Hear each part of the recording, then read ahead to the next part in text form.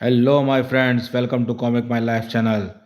तो चलिए हम शुरू कर रहे हैं। नागराज ड्रैकुला के बाद उसकी अगली ड्रैकुला सीरीज की अगली कॉमिक्स ड्रैकुला का अंत। लेकिन इसके पूर्व के दो भाग ड्रैकुला का हमला और नागराज और ड्रैकुला अगर आपने नहीं पढ़े हैं तो हमारे कॉमिक्स की प्लेलिस्ट में जाइए चैनल की, वहाँ जाके आप इन कॉमिक्सों को पढ़ सकते हैं। तभी आपको ये कॉमिक्स आगे समझ में आएगी। तो चलिए शुरू करते हैं इस सीरीज़ की अगली कॉमिक्स ड्रैकुला का अंत। और आपने हमारे चैनल को सब्सक्राइब नहीं किया है तो सब्सक्राइब कीजिए। तो शुरू करते हैं ड्रैकुला का अंत, नागराज और सुपर कमांडो ध्रुव का 2-in-1 कॉमिक विशेषांक। ये देख सकते हैं उसका शानदार कवर पृष्ठ। जीतिए लाखों रुपए के उपहार। इस विशेषांक में नागरा मेगा कॉन्टेस्ट प्रवेश पत्र। ड्रैकुला, रोंगटे खड़े कर देने के लिए इस नाम को सुनना ही का बहुत है। एक ऐसा रक्त पिपासु जिसे नष्ट नहीं किया जा सकता, जिसको कुछ दिन या साल सदियों के लिए सुलाकर रखा जा सकता है, क्योंकि ड्रैकुला हमेशा उठ खड़ा होता है। जो सदियों पहले संत यूलोजन के हाथों मारा गया, फिर ध्रुव के हाथों मारा गया और नागराज को काट गल गया, लेकिन फिर भी नष्ट नहीं हुआ, क्योंकि यह नागपाशा का अमृत मिला रक्त पीकर अविनाशी हो गया था। और इस बार इसको मात दी वैदाचार्य की तिलिस्म शक्ति ने, और ड्रैकुला को इस तिलिस्म शक्ति के बोझ तले गायब हो गया था। लेकिन यह नहीं था ड्रैकुला का अंत। ये तूने मुझे कहाँ पर ला पटकाया वैदाचार्य? ये कौन सी दुनिया है? ड्रैकुला ने कई लोग देखे, अनगिनत रहस्यों को खोजा है, लेकिन इस रहस्यों को तो मैंने पहले कभी नहीं देखा। इस संबंध में जाने के लिए ड्रैकुला का हमला व नागराज और ड्रैकुला। उजाड़ बेबयान दुनिया, जहाँ ना जिंदों का कोई निशान है, ना ही मुर्दों का कोई चिन्ह। फिर मैं खून किसका पीऊंगा? जिंदा कैसे रहूंगा? शायद नहीं रहूंगा। ये जरूर वैदाचार्य का तिलिस्म है और ये उस तिलिस्म के रक्षक हैं, और अगर इसमें तिलिस्मी शक्ति है तो ये मुझे नुकसान ही पहुंचा सकते हैं। ड्रैकुला का सोचना सही था। वह प्राणी उसको नुकसान पहुंचा सकता था और ड्रैकुला उस नुकसान से बच नहीं सकता था। आहा, इसका शिकंजा तो बहुत मजबूत है। मैं ना तो उसको खोल पा रहा हूँ, ना ही अपनी अदृश्य होने वाली शक्ति का प्रयोग कर पा रहा हूँ। शायद इस तिलिस्म के अंदर मेरी कोई शक्ति काम नहीं करेगी। खशाक! लेकिन फिर भी मैं छूटने की कोशिश करनी होगी। ड्रैकुला का वार जोरदार था, लेकिन ना तो उस प्राणी पर उसका कोई असर हुआ, ना ही ड्रैकुला दूसरा वार करने लायक रह पाया। आहा, मेरा हाथ काट डाला, मेरा पूरा हाथ ही काट डाला। अब मैं अपनी सदियों की लंबी जिंदगी में ड्रैकुला को ऐसा एहसास कभी नहीं हुआ था। अरे मेरा हाथ तो अपने आप जुड़ रहा है, पर कैसे? कच्च! समझा, यह जरूर नागपाशा के उस रक्त का कमाल है जिसको मैंने चूसा था। मेरे शरीर में भी अमृत दौड़ गया है। मेरा शरीर अब सही मायनों में अविनाशी हो गया है। यानी अब मुझको अपने शरीर के नष्ट होने का डर भी दूर भगा देना चाहिए। अब मुझको पूरा ध्यान देना चाहिए उस जीव को मारने में, और उसके बाद उसको यहाँ से बाहर निकालने का रास्ता भी ढूंढने लगाना चाहिए। लेकिन बिना किसी शक्ति के मैं उस भयानक जीव को मारूंगा कैसे? ड्रैकुला के सामने ऐसी स्थिति कभी नहीं आई थी कि उसको बगैर किसी शक्ति के दुश्मन से जूझना पड़ा हो, लेकिन उसको इस प्राणी से निपटने का कोई रास्ता सूझ नहीं रहा था। यह मुझको मार तो नहीं सकता, लेकिन मुझको टुकड़ों टुकड़ों में बांटकर मेरे अंगों को जुड़ने से रोक सकता है, और वह वही कर रहा है। पर अब मैं इसको ऐसा करने नहीं दूंगा। तिलिस्मी शक्ति मुझको मेरी सारी शक्तियां छीन सकती है, लेकिन मुझसे मेरी असली शक्ति नहीं छीन सकती। वह शक्ति है मेरी क्रूरता। ड्रैकुला के हाथों ने उस प्राणी का एक दांत उखाड़ लिया, और फिर तलवार की तरह उस दांत को घुमाता हुआ ड्रैकुला का हाथ उस प्राणी के शरीर को कागज की तरह काटता चला गया। अब भागने का कोई फायदा नहीं। तूने मुझसे उलझने से पहले भागना चाहिए था। अब यहाँ कुछ जाएगा तो सिर्फ तेरी जान। और मैं, अरे ये तेज रोशनी का कहाँ चमक उठी? क्या ये भी तिलिस्मी शक्ति का ही वार है? हाँ, ये तो सचमुच तिलिस्मी शक्ति का ही वार होगा, क्योंकि इन चमत्कारी रोशनी में यह प्राणी घुल रहा है और यह किरण मुझको जला पा रही है। उफ! मुझे इस तिलिस्म से किसी भी तरह से निकलना होगा। ये तूने मुझे कहाँ फंसा दिया वैदाचार्य? ड्रैकुला समझ नहीं पा रहा था कि वह किस लोक में पहुंच गया है, और मुसीबत सिर्फ ड्रैकुला पर ही नहीं, कहीं और भी टूट रही थी। मुझे खून चाहिए, मुझे खून चाहिए, अपना खून पिला। ड्रैकुला के दंश ने नागपाशा को वैम्पायर बना दिया है। मेरी आंतरिक शक्तियां भी इसको ठीक करने में नाकाम हो रही हैं, और ये मुझको पहचान तक नहीं रहा है। सबसे बड़ी बात तो यह है कि अब तक ये गहरी बेहोशी में था, न जाने इसको अचानक होश कैसे आ गया और मेरा ही खून पीने पर उतारू हो गया। बचाओ, कोई तो मुझे इससे बचाने के लिए बचाओ। हम तुमको बचाएंगे गुरुदेव, लेकिन एक बात याद रखना, दोबारा भागने की कोशिश मत करना। तुम महानगर की सीमा से बाहर नागपाशा को नहीं ले जा सकते। महानगर चारों तरफ एक तिलिस्म में बंधा है, इसलिए जब तक नागपाशा महानगर के अंदर है तब तक इसकी शैतानी शक्तियाँ काबू में रहेंगी, और जैसे ही महानगर से बाहर आया वैसे ही बेकाबू हो जाएगा, जैसे अभी हो गया था।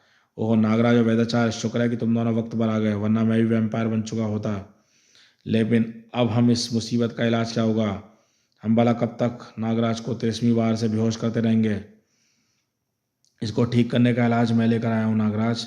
ध्रुव, तुम और तुम्हारे साथ ये कौन है? मैं तो महानगर पर वैम्पायरों के हमले की खबर पाकर ही दौड़ा चला है। और ये लोरी है, तंत्र साधिका और संत इल्यूजन की वंशज। इसी संत इल्यूजन की वंशज जिसकी हड्डियों के क्रॉस ने पहली बार ड्रैकुला का नाश किया था।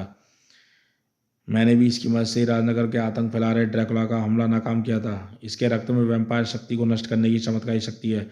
इसके रक्त की एक बूंद नागपाशा के मुंह में जाते ही नागपाशा वैम्पायर रूप से मुक्ति पाकर सामान्य हो जाएगा। लोरी का रक्त नागपाशा के मुंह में टपका, लेकिन नागपाशा पर उसका असर नहीं हुआ। अरे कुछ भी नहीं हुआ, शायद असर धीरे धीरे सामने आएगा। नहीं ध्रुव, इस बार ड्रैकुला जब जिंदा हुआ था तो उसने लोरी के रक्त के खिलाफ भी प्रतिरोधक शक्ति विकसित कर ली थी और नागपाशा को ड्रैकुला ने उसके बाद काटा है। अब लोरी का रक्त ड्रैकुला के असर को ख़त्म नहीं कर पाएगा। यानी ड्रैकुला को एक ही तरीके से हर बार नहीं मारा सकता, हर बार नए तरीके से मारना होगा। हाँ, और इस बार उसको तिलिस्मी शक्ति ने विवश किया है। जल्दी वह तिलिस्मी शक्ति को भी सहने की क्षमता प्राप्त करके हमारे सामने आएगा। तब उसको तिलिस्मी शक्ति भी रोक नहीं पाएगी। फिर हमको क्या करना चाहिए? मैं जानता हूँ ड्रैकुला नष्ट नहीं हुआ है। तिलिस्मी आंधी ने उसको कहाँ पर उठाकर फेंका यह तो मैं नहीं जानता, लेकिन एक बात तय है, वह मेरे तिलिस्म के पार नहीं जा सकता। हमारे आसपास कई अदृश्य लोग हैं। अलग अलग समय काल में महानगर के स्थान पर कई सारी अदृश्य दुनिया हो सकती हैं। ड्रैकुला भी उनमें से एक दुनिया में ही होगा, पर होगा वह महानगर की सीमा के अंदर ही। मैं साधना से उसका पता लगाता हूँ। वैदाचार्य समाधि में लीन हो गए। मुझे ड्रैकुला की उपस्थिति का आभास मिल रहा है, लेकिन वह आभास बहुत क्षीण था। वह हमसे दूर भी नहीं जा पाया, लेकिन वह जहाँ भी छुपा है कई परतों के बीच छुपा है। लेकिन मैं सारी परतें उधेड़ कर भी उसे ढूंढ निकालूंगा। और दूर दूर तक कोई रास्ता नहीं आ रहा था। और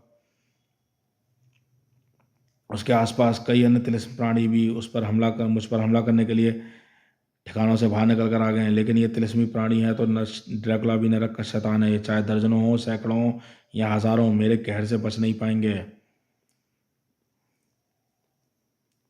ड्रैकुला के पास वह एक ही हथियार था, कहर पर पाने की शक्ति। मेरे नाखून ही बहुत ही हैं वैद्याचार्य के तिलिस्मी प्राणियों के बदन फाड़ देने के लिए। ओहो, जाले की तरह चारों तरफ से फैले अजीबोगरीब रस्सियाँ मेरा रास्ता रोक रही हैं, मेरी फुर्ती कम कर रही हैं। और इनके आड़ में छिपे तिलिस्मी प्राणी मुझ पर हमला करने का मौका मिल रहा है। काफ़ी समय से मैंने खून नहीं पिया है, हलक सूख रहा है, ताकत भी कम हो रही है, और ये इसका फ़ायदा उठाकर मेरे शरीर के द्रव्यों को चूस रहे हैं और एक एक करके रोकने की कोशिश कर रहे हैं। इनको एक साथ रोकना होगा।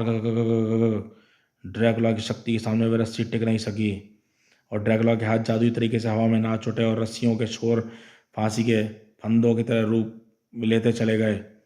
और कुछ ही पलों बाद ड्रैकुला पर हमला करने वाले प्राणी फांसी की सजा पाए कैदियों की तरह लटके हुए थे। बड़ी प्यास लग रही है तुम कमीनों ने मेरा जरा सा खून पीने की ज़रूरत की है। तुम्हारी नसों में दौड़ता तरफ चाहे खून ना हो, लेकिन कुछ ना कुछ तो ऐसा ज़रूर होगा जो मेरी प्यास थोड़ी देर के लिए कम कर सके। ड्रैकुला ने अपने खून का मूल सूद तक वसूल लिया और उसका असली चमत्कार दिखना बाकी था। अरे ये रस्सियाँ तो इन प्राणियों को अपने अंदर खींच रही हैं। ये प्राणी इनके अंदर जाकर गायब होते जा रहे हैं। इसका क्या मतलब हो सकता है? अरे तिलिस्मी प्राणियों को लीलने के बाद अभी रस्सियाँ मुझको अपने शिकंजे में कस रही हैं। शायद ये रस्सियाँ प्राणियों को असफलता का दंड दे रही हैं। अब उनका अधूरा काम खुद पूरा करना चाहती हैं। उफ, मैं इन रस्सियों को खोल नहीं पा रहा हूँ। इनके रेशे बदन अंदर तक घुसते जा रहे हैं। अगर मैं जल्दी कुछ नहीं किया तो रस्सी मुझको भी अपने अंदर खींच लेंगी। पर मैं क्या करूँ? इन्हें कैसे कमज़ोर करूँ? इनको मामूली रस्सियाँ ड्रैकुला को ख़त्म नहीं कर सकती। मैं कमज़ोर करूँगा इनको ज़रूर। और अगले ही पल रस्सियों में कसा ड्रैकुला का शरीर गोल गोल घूमने लगा और रस्सियों में ऐंठन पड़ने लगी और ऐंठनों का दबाव अपनी सीमा तक पहुंच गया और ड्रैकुला का शरीर उल्टी दिशा में घूमने लगा। ऐंठने पहले तो खुनी, फिर रस्सियां विपरीत दिशा में ऐंठने लगीं। 3-4 बार लगातार ऐसा करने से रस्सियों के तंतु खिंचकर इतने कमज़ोर हो गए कि ड्रैकुला की बाहें उनको तोड़ सकें। ओहो, बाल बाल बचा, वरना ये रस्सियाँ काफ़ी हद तक मुझको अपने शरीर के खींच चुकी थीं। लेकिन ये मेरा पीछा अभी भी नहीं छोड़ रही हैं। मुझको इनसे दूर भागना होगा, किसी सुरक्षित स्थान तक पहुंचना होगा। पीछे देख कर भागता ड्रैकुला यह नहीं देख पाया कि वह कहाँ पर है। आह, यह क्या! आगे एक तिलिस्मी अवरोध है और अवरोध की उस दीवारों में बड़े बड़े कांटे निकले हुए हैं। लेकिन अब मैं कहाँ पर आ गया हूँ? आसमान से गिरे तो खजूर में अटके, एक तिलिस्म से बचकर आया तो दूसरे तिलिस्म में आ फंसा हूँ। अब मैं क्या करूँ? कब तक लड़ता रहूं, लेकिन इन कांटों से निकलने के कारण ये छेद बने हुए हैं। इन छेदों से दीवार लचीली है, मैं इस छेद से निकलकर रस्सियों से बच सकता हूँ। ड्रैकुला उस छेद में घुसता चला गया। ये मैं कहाँ गया? मैं तिलिस्म में, एक तिलिस्म से फंसा दूसरे में आ गया। अब मैं क्या करूँ? मैं कब तक लड़ता रहूँ? ड्रैकुला लगातार आती मुसीबतों से परेशान हो गया था, और ड्रैकुला को ढूंढने वाले अभी तक उसकी स्थिति का पता नहीं लगा पाए थे। ड्रैकुला से आती तरंगें बहुत क्षीण है, अब तो उन तरंगों को पकड़ पाना ही मुश्किल काम है। मेरे ख्याल से ड्रैकुला को जल्दी ढूंढने का एक कारण और भी है। वह कारण क्या हो सकता है, लोरी? अब तक ड्रैकुला दुष्ट आत्मा को निर्वोध रूप से राजा था। कोई भी दुष्ट आत्मा उसको चुनौती देने का साहस नहीं करती थी, लेकिन अब ड्रैकुला के इस तरह के गायब होने से हर ताकतवर दुष्ट आत्मा ड्रैकुला का सिंहासन हथियाना चाहेगी। आत्माओं के में एक भीषण संघर्ष छिड़ जाएगा। लेकिन इससे हमको क्या फर्क पड़ेगा, लोरी? हर आत्मा दूसरे को अपनी शक्ति दिखाना चाहिए, और ऐसा वे जिंदा प्राणियों के बीच आतंक फैला कर करेंगी। ड्रैकुला ने अब तक जितना आतंक फैलाया उससे 100 गुना ज़्यादा आतंक बढ़ जाएगा। ऐसा हो सकता है, लेकिन ऐसी स्थिति को हम कैसे रोक सकते हैं? ड्रैकुला को जल्दी से जल्दी ढूंढ कर रोका जा सकता है। हमको ड्रैकुला को ढूंढना ही होगा, ताकि पहले हम बाकी आत्माओं को काबू करें, फिर उसको नष्ट करें। अब ड्रैकुला को ढूंढने में मैं आपकी मदद करूंगी, वैदाचार्य। अब हमारा तुम्हारा यहाँ पर कोई काम नहीं है, नागराज। मैं तो वापस राजनगर चलता हूँ। तुम भी अपने अपराधियों से निपटने के काम पर लग जाओ। तुम ठीक कह रहे हो ध्रुव, वैसे तो कोई भी अपराधी ड्रैकुला के डर से बाहर नहीं निकल रहा, लेकिन फिर भी गश्त तो लगानी पड़ेगी, और जाने से पहले कुछ ऐसा इंतजाम करना पड़ेगा गुरुदेव और नागपाशा दोबारा ना भाग पाएं। मुसीबतें ना तो ध्रुव के लिए खत्म हुई थी, ना ही नागराज के लिए, क्योंकि तिलिस्मी घेरे में रहने के बावजूद ही महानगर में नई शैतानी शक्तियां अपना सिर उठा रही थी। गर्र। अब महानगर पर छाए तबाही के बादल एक बार फिर कहर बरसाने लगे थे।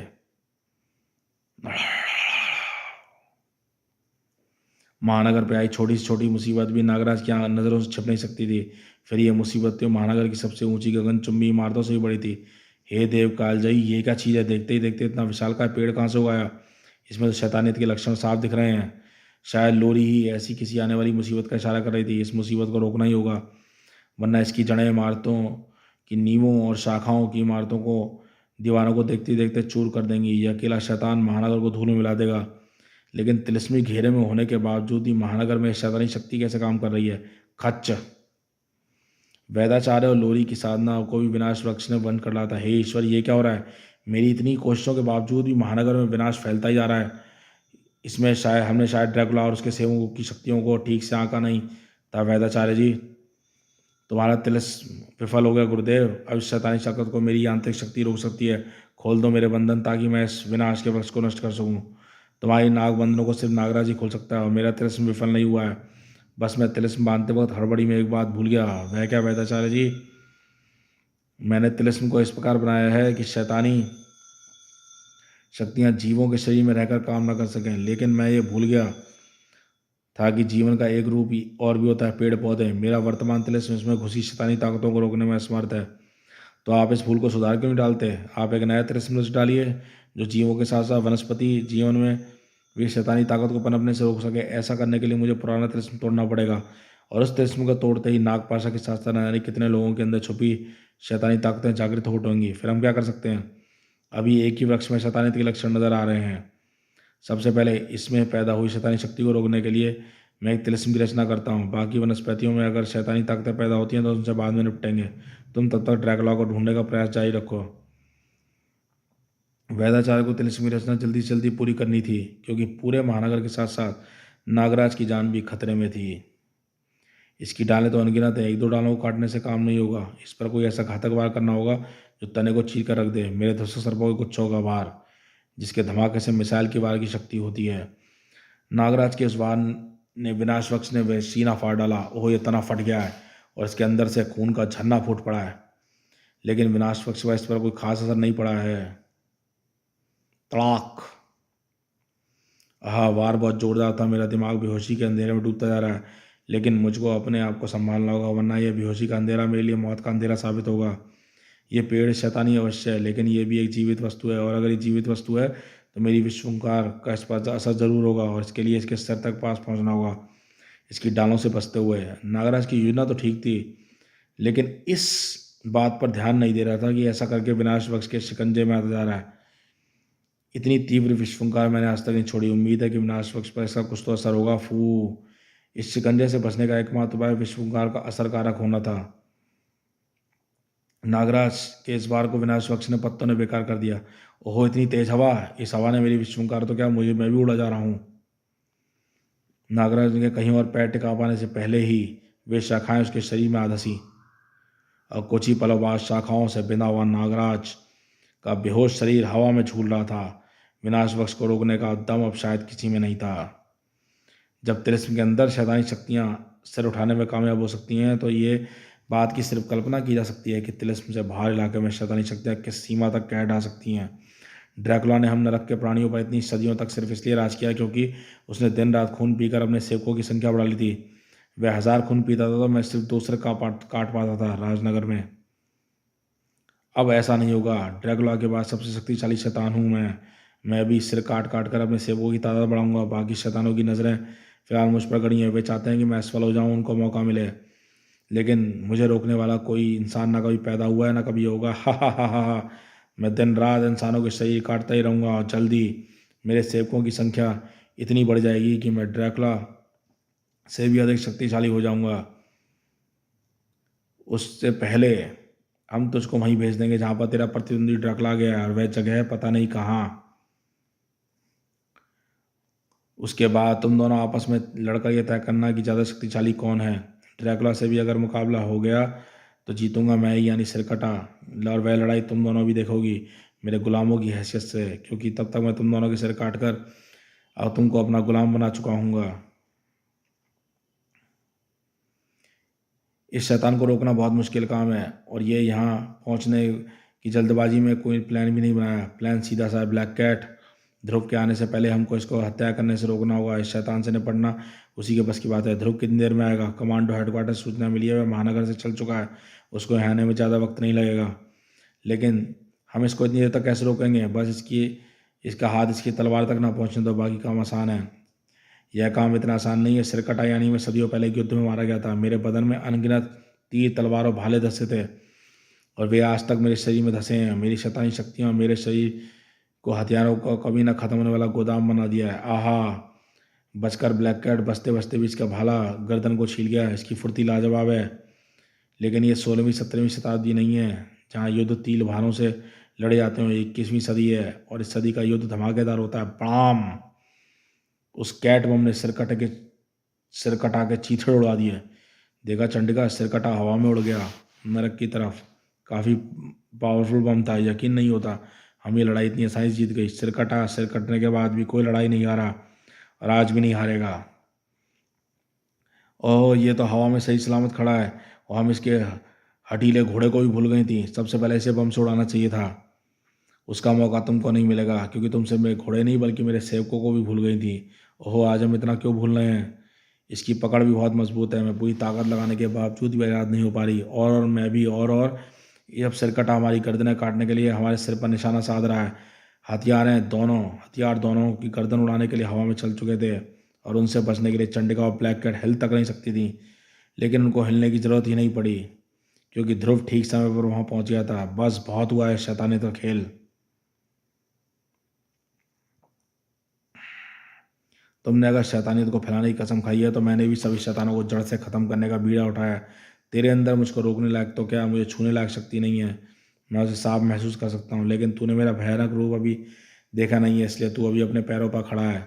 ओह गजब! इसकी शैतानी ताकत! इसका कटा सिर विशालकाय रूप धारण करके खून की नदी उगल रहा है, और मेरे पैर इस खून के गाढ़े दलदल में फंस कर रह गए हैं। मैं फुर्ती के साथ हिलडुल भी नहीं सकता, और ये मेरी गर्दन काटने के लिए तैयारी कर रहा है। शैतानों के खिलाफ जंग हर जगह जारी थी। उफ, इस विनाश वक्ष की जड़ें इमारतों को खोखला करके साथ साथ मेरे तिलिस्म को भी बनने से पहले ही तोड़ रही हैं। अब मैं क्या करूं? कुछ भी करिए वैदाचार्य जी, नागराज के पास गिनी चुनी सांसें बची हैं। बगैर विनाश वक्ष को काबू में किए उस तक पहुंचा नहीं जा सकता। लेकिन ऊपर चमत्कार हो रहा था। नागराज को जगाड़ने वाली डाल सूख रही थी। आह, मैं आज़ाद हो गया। पर कैसे? मेरी जकड़ने वाली ये डाल सूखकर टूट कैसे गई? ओह समझा, मेरे विष ने इस डाल के जीव द्रव्यों को नष्ट कर दिया है। यानी मेरा विष इस वृक्ष को असर डाल सकता है, इसको सुखा सकता है। विनाश वृक्ष ने अपनी तबाही का क्षेत्र फैलाना शुरू कर दिया था। बचिए वैदाचार्य जी, अब इस वृक्ष ने अपने वैम्पायर गुणों को दिखाना शुरू कर दिया है। अब ये बेजान चीज़ों का विनाश करने के साथ साथ जिंदा लोगों पर भी हमला कर रहा है। तुम बच कैसे गए नागराज? मेरे विष ने इसकी डाल को सुखाकर टूट गई। इस वृक्ष को मेरा विष मार सकता है। जैसे ड्रैकुला मुझे काट कर गल गया था, वैसे ये वैम्पायर वृक्ष भी मेरे संपर्क में आने से सूख जाएगा। अगर ऐसा है तो जल्दी करो नागराज, अगर ये वैम्पायर गुण दूसरे पेड़ों में फैल गए तो गजब हो जाएगा। एक बात और, अभी तो विनाश वृक्ष द्वारा काटे गए इंसान तिलिस्म के कारण सुरक्षित हैं, लेकिन जब ये तिलिस्म टूटेगा तो थोड़े बहुत इंसान वैम्पायर को तो हम संभाल लेंगे, लेकिन अगर संख्या ज़्यादा हुई तो मुसीबत और बढ़ जाएगी। अगर इस विनाश वृक्ष को थोड़े समय के लिए छोड़ दिया गया तो वैम्पायरों की तादाद बेहिसाब बढ़ जाएगी। ओहो, अब ये अपनी जड़ों के साथ साथ पत्तियों का भी प्रयोग गोलियों की तरह कर रहा है। इस तिलिस्म को शक्ति को मदद से जितने इंसानों को बचा सकते हैं बचाएंगे। तुम विनाश वृक्ष से निपटो।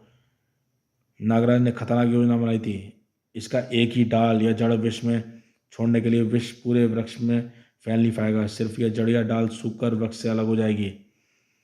मुझको इस विनाश वृक्ष के मुख्य तने तक पहुंचना है और उस तने तक घुसने का रास्ता भी अपने पूरे विष से उस तने में उगल देना होगा। ऐसा करने से निश्चित रूप से मैं जान गंवा बैठूंगा, लेकिन मेरी एक जान हजारों निर्दोषों की जानें बचा लेगी। विनाश वृक्ष को आने वाले खतरे का आभास हो गया था। उसकी जड़ें डालें आगे बढ़ बढ़कर नागराज का रास्ता रोक रही थी, लेकिन नागराज इस बार सतर्क था और इस बार विनाश वृक्ष का शिकंजा उसको जकड़ नहीं पाया। मैं इनके मुख्य विशाल तने तक पहुंच गया हूं। अब मुझको इसके अंदर जाने का रास्ता तय करना होगा। ध्वस्त सर्प के उस गुच्छों बनाना होगा। ध्वस्त सर्प के उस गुच्छों ने विनाश वृक्ष के विनाश के टले की सुरंग बना दी। अब ये वृक्ष मुझको अपने तने में दबाकर मेरा कचूमर बना डालेगा और मेरा विष इसके तने में घुसकर इसको नष्ट कर डालेगा। विनाश वृक्ष द्वारा इस सुरंग को बंद करने से पहले ही नागराज सुरंग में प्रविष्ट हो चुका था। लेकिन नहीं नागराज, मैं तुमको इस विष से वृक्ष को नष्ट नहीं करने दूंगा। ओहो, मुझको पता होना चाहिए था कि इस विनाश वृक्ष के पीछे जिनका हाथ है वह मुझको रोकने की कोशिश जरूर करेगा। रोकना तो पड़ेगा नागराज, क्योंकि तुम जो कर रहे हो वह तुमको नहीं करना चाहिए। शैतानों के हिसाब से तो तुम्हारी भाषा काफ़ी अच्छी है, लेकिन तुम्हारे इरादे नेक नहीं है। अब या तो नागराज, अब या तो तुम इस विनाश वृक्ष को ख़त्म करो या तुमको मारकर मैं इसको ख़त्म कर दूंगा। नागराज एक शैतान से जूझने जा रहा था। तो दोस्तों, इस कॉमिक्स ड्रैकुला के अंत के पार्ट 1 को हम ये रोकते हैं और मिलेंगे ड्रैकुला के पार्ट 2 में, अंत में, नेक्स्ट वीडियो में। तो देखते रहिए कॉमिक्स माई लाइफ चैनल।